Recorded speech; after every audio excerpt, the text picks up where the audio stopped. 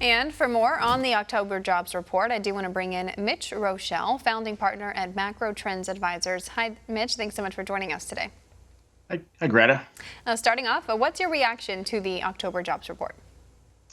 I agree with the package that the economy is losing a little bit of steam. However, it's still a good report. There are a couple of things in there that are interesting. 906 private sector jobs were created. The reason why the headline number was lower because the government had lost some jobs. So I think it's good to see that the strength in the private sector. We saw manufacturing jobs up a bit. We saw construction jobs up, almost 80,000 construction jobs. So I think it's a really, really good sign that we're putting people back to work in sort of those industries that have a knock-on effect to further stimulate the economy. The other thing on the headline unemployment number, which is now down to 6.9%, it took basically 7 months to get us below 7% since we started laying people off in the economy as a result of lockdowns.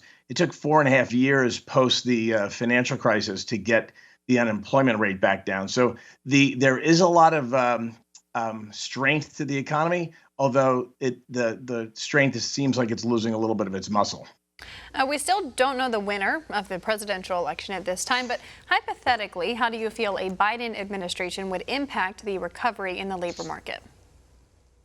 Well, I think you have to look at what Jerome Powell talked about is what we need right now, because the Fed can only do so much. We do need some form of fiscal stimulus, whether it be direct payment checks, whether it be help for small business, whatever form it takes. We do need some sort of some help from Congress. So if that can't get done in a lame duck session, it's going to be incumbent upon if there is a different administration, working together, especially if we have a split Congress, across the aisle to find some way to get something done quickly. And I think that has to be the first order of business for either the lame duck session or whoever the new president is. You mentioned the possibility of a split government. Wall Street did enjoy a couple days of pretty strong gains, even amid this uncertainty about the election.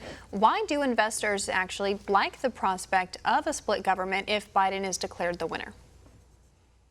Yeah, and you would think that gridlock and stalemate aren't exactly good for anybody, but the reality is some of the policies that were more progressive that former Vice President Biden and Senator Harris were talking about on the campaign trail, raising taxes, especially corporate taxes, perhaps the notion of more regulation, perhaps looking at big tech and further regulating big tech.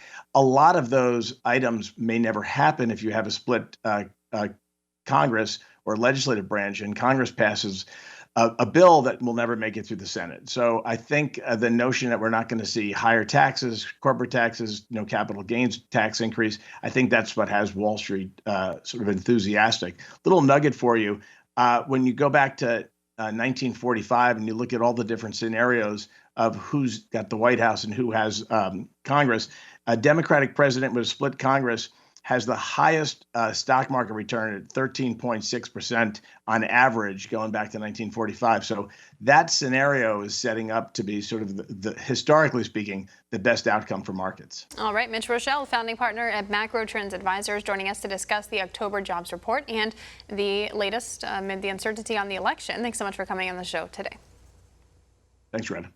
Want to see more videos like this? Visit OANN.com for immediate access to all the clips you've been waiting to see.